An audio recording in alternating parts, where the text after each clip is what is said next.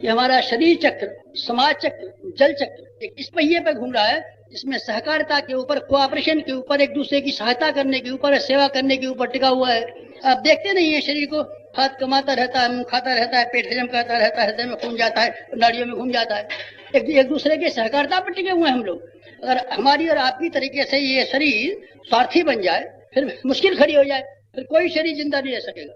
और ये मनुष्य समाज अगर बादलों को समुद्रों की तरीके से चलता नहीं रहे, ये मानव समाज मर जाएगा। समुद्र पानी देते हैं बादलों को, बादल बरस जाते हैं जमीन पर, जमीन का पानी चला जाता है नदियों में, नदियां चली जाती हैं समुद्र में, समुद्र से चक्र घूमता रहता है और सर्किल घूमता रहता है। सर्किल को घुमाना नहीं चाहते तो फिर दुनिया में तबाही आएगी और आपके लिए मुसीबत आएगी, तबाही आएगी, दुनिया में मुसीबत आएगी। अगर एक आदमी जो कुछ भी कमाएगा स्वयं ही खाता रहेगा और दूसरों की कमाई भी खाता रहेगा, अपनी भी खाता रहेगा। जिस समय में हम पैदा हुए हैं, जिस समाज में पैदा हुए हैं, उसकी समस्याओं के लिए हम कोई योगदान नहीं देंगे, उपेक्षा करते रहेंगे। हमें क्या काम है किसी से, अपने मतलब से मतलब, अपने मतलब से मतलब, अपने मतलब से मतलब। अच्छा, आप अपने मतलब से मतलब रखते हैं तो ये कहाँ से लाए कपड़ा, कहाँ से कपड़ा लाए? समाज ने बना करके दिया है। पैसे से दे के, हाँ साहब ये तो पैसे दिया, दे के लिया। अच्छा, तो पैसे दे के लाए हैं सब चीज। अच्छा, तो आपने माँ जो खरीदी थी कितने पैसे खरीदी थी बताइए आप? माँ जो खरीदी थी, माँ जिसने आपको पेट में रखा, जिसने आपको दूध पिलाया, कितने पैसे से लाया? पैसे वाला बनाया, बड़ा भारी पैसे वाला। बीवी जो तेरे पास आई है, सारी जिंदगी तेरी सेवा करती है, कितने पैसे में खरीद के लाया? नहीं महाराज जी, मैं तो पैसे से लाया हूँ, बड़ा पैसे वाला आया। जिस जमीन पर रहता है, ये जमीन कितने पैसे में तेने खरीदी है? और जिस सड़क पे तू चलता है, ये कितने पैसे में सड़क खरीदी? और जिस गंगा जी में नहा करके आया तेने कितने पैसे में खरीदी? और सूरज जिसकी रोशनी में बैठता है, कितने पैसे में खरीदा है? पैसा पैसा पैसा पैसा, पैसे से देकर खरीदता हूँ, बड़ा पैसे वाला है। तो क्या हुआ, सारा समाज का अनुदान है, जिसकी वजह से हमको बोलना आता है, सोचना आता है, सोचना आता है, जिसकी वजह से हम दबादारू करते हैं, जिसकी जान में हम रहते हैं और जिसकी वजह से हमारी तरक्की हुई है। समाज के प्रति आपके कर्तव्य है, कुछ कर्तव्य है नहीं हमारे? अपने बेटे का ब्याह करना है, बेटे का ब्याह करना है, बेटे को, हाँ बेटे का ब्याह भी करना है, और समाज का ब्याह करना है। इस समय में हम पैदा हुए हैं, युग में पैदा हुए हैं, देश में हम पैदा हुए हैं, धर्म में हम पैदा हुए हैं, समय में हुए हैं, संस्कृति में हुए हैं, उसकी भी कोई जिम्मेदारी हमारी नहीं, इसकी कोई जिम्मेदारी नहीं है साहब। हम तो अपना मौज करने की जिम्मेदारी है, औलाद की जिम्मेदारी है। अब मैंने मान लिया औलाद की भी जिम्मेदारी है और शरीर की भी जिम्मेदारी है, पर यह भी जिम्मेदारी है। नहीं साहब, ये जिम्मेदारी नहीं है तो मैं एक बात कहता हूँ, आपको शांति नहीं मिलेगी, आपको शांति नहीं मिलेगी, आपको चैन नहीं मिलेगा, चैन नहीं मिलेगा। और आपकी जीवात्मा के भीतर हाहाकार आपकी जीवात्मा करती रहेगी कि हमने ऐसा घटिया जीवन जिया कि जिसमें सिवाय स्वार्थों के और दूसरी चीज के लिए गुंजाइश नहीं थी। बेटी, आपको क्या करना पड़ेगा, बंटवारा कर दीजिए। आप बंटवारा कर दीजिए। अब तक बेइंसाफी जो चली वो चली, आगे से मत कीजिए। आप लोग यहाँ से विदा होंगे, आप ये बंटवारा बना करके जाइए कि आपकी जिंदगी, जो कीमती जिंदगी, भगवान का सबसे बड़ा उपहार, भगवान के यहाँ इससे बड़ा कोई उपहार नहीं, भगवान के यहाँ इससे बड़ा हीरा कोई नहीं है जो आपको हमको मिला हुआ है, इंसानी जिंदगी जीवन। इसके जो लाभ हैं, फायदे हैं, इसका एक हिस्सा शरीर को दिया कीजिए और एक हिस्सा जीवात्मा की भूख को पूरा करने के लिए दिया कीजिए। दोनों को बांट दीजिए। समय आपके पास जो संपत्ति है, हमारे पास तो कुछ भी नहीं है बेटे, तेरे पास ढेरों सामान है। क्या सामान है? तेरे पास कई दौलतें हैं और इतनी कीमती दौलतें हैं कि भगवान के बेटे को ये कहने का अधिकार नहीं है कि हम गरीब हैं। भगवान के बेटे को अपने आप को गरीब नहीं करना चाहिए और अपनी बाप की बेइज्जती नहीं करानी चाहिए।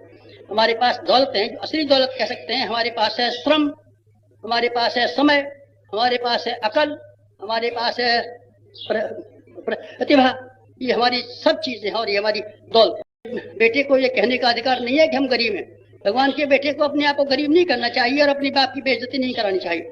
हमारे पास दौलत है, असली दौलत कह सकते हैं। हमारे पास है श्रम, हमारे पास है समय, हमारे पास है अकल, हमारे पास है प्रतिभा। ये हमारी सब चीजें हैं और ये हमारी दौलत है। इन दौलतों को आप बांट दीजिए। इन्हीं के आधार पर तो हम कमाते हैं, इन्हीं के आधार पर तो हम सिनेमा देखते हैं, इन्हीं के आधार पर तो हमने मकान बना लिया है, इसी के आधार पर तो हम बड़े आदमी हो गए हैं, इसी के आधार पर तो हम पैसा कमाते हैं। सब इन्हीं चीजों की कीमत पर कमाते हैं। भगवान की दौलत ये हमारा असली कॉइन है जो कि हम भगवान के यहाँ से लेकर के आए। इन्हीं चीजों की कीमत पर हमने जो कुछ भी कमाया, इन्हीं चीजों पर कमाया है और कोई दौलत हमारे पास नहीं थी। भगवान इन दौलतों को छीन ले, समय को छीन ले, श्रम को छीन ले, अकल को छीन ले, फिर मैं देखूंगा आप क्या कमा के ले आते हैं। बेटे, ये असली दौलतें हैं जिसका केवल परिवर्तन हो जाता है और हम रुपए के रूप में और मुख के रूप में ले आते हैं। दौलतमंद है आप, ये मत कहिए दौलत हमारे पास नहीं है। आप इस दौलत के लिए बंटवारा कीजिए और ये निश्चय कीजिए कि हम अपने शरीर का कितना हिस्सा, समय का कितना हिस्सा इस शरीर के लिए खर्च करेंगे और कितना जीवात्मा के लिए खर्च करेंगे। समय बांटिए। 24 घंटे आपके पास समय है, आज आप 24 घंटे है तो आप बांटिए इसमें। 12 घंटे भगवान को दीजिए और 12 घंटे शरीर को दीजिए। नहीं साहब 12 घंटे तो बहुत ज्यादा होते हैं, तो कितना देगा फिर? पता महाराज जी मैं तो रुपये में चाराने दूंगा भगवान को और 12 ने अपने बजा के रखूंगा, चाराने दे दे। भगवान से कह देंगे भाई ये तो बड़ा वैसा आदमी है, ये आपको तो चाराने देना चाहता है, 12 का स्वयं माल निकल जाए 24 घंटे में, 6 घंटे भगवान को दे दे और 18 घंटे तू खा जा। नहीं महाराज ये तो बहुत ज्यादा हो गया, 25% तो मैंने ख्याल नहीं किया था, 6 घंटे तो बहुत होते हैं, आप कम करा दीजिए। कम कर दूंगा। कितना देगा तू? 12.5% देगा भगवान को, 12.5% भगवान को दे दे और तू कितना 86.5% तू खा जा। इतना तो देगा, कितना भी नहीं देगा। नहीं महाराज जी इतना तो दे दूंगा, तो दे चल 8वां हिस्सा तो देगा, रुपये में 2 आना तो देगा। 24 घंटे में 3 घंटे दे। किसके लिए दूंगा? किसके लिए दूंगा बेटे? वो तो तेरा उसमें शामिल है, उसको मैं भजन को मैं कभी शामिल नहीं करूंगा। भजन को मैंने कभी शामिल नहीं किया और भजन को मैं व्यक्तिगत आवश्यकता मानता हूँ। शरीर में मैं साबुन लगाता हूँ, बालों में कंघी करता हूँ और कपड़े धोता हूँ, ये बेटे किसी पे ऐसा नहीं है। ये शरीर नहीं धोऊं तो मुश्किल हो जाएगा, और अपने दिमाग को मैं धोने के लिए भजन न करूँ तो बेटे मेरा दिमाग गंदा हो जाएगा। ऐसा नहीं है ये भगवान के ऊपर, और ये जीवन की सार्थकता नहीं है।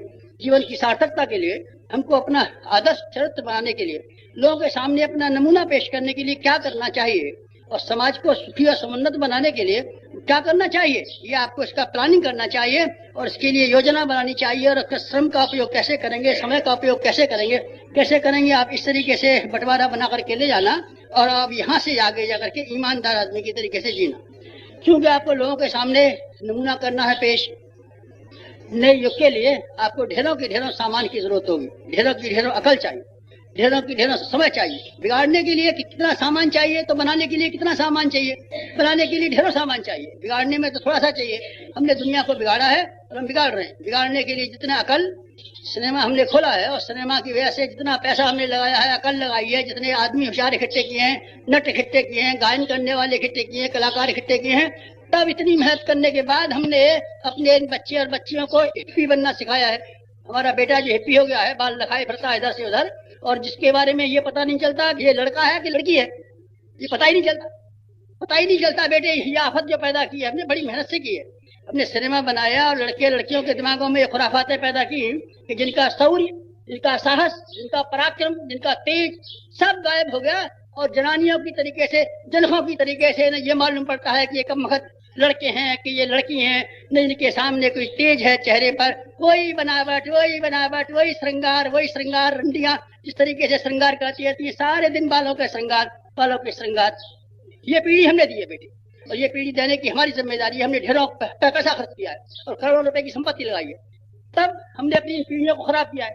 पीढ़ियों को खराब किया, और बनाने के लिए बहुत सी अकल चाहिए, बहुत सा धन चाहिए, बहुत सा धन चाहिए।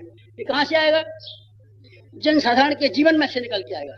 एक आदमी का काम नहीं, ये बिरला सेठ का काम नहीं है, और ये टाटा का काम नहीं है, और ये किसी अमीर आदमी का काम नहीं है। ये जनसाधारण का काम है। हर आदमी अपनी जिंदगी में से एक हिस्सा, जिसको मैं अंशदान कहता हूँ, हर आदमी को अपना हिस्सा देना पड़ेगा और अपना हक और अपना पार्ट अदा करना पड़ेगा। इसके लिए आपको आगे आना चाहिए, क्योंकि आप मार्गदर्शक हैं, क्योंकि आप नेता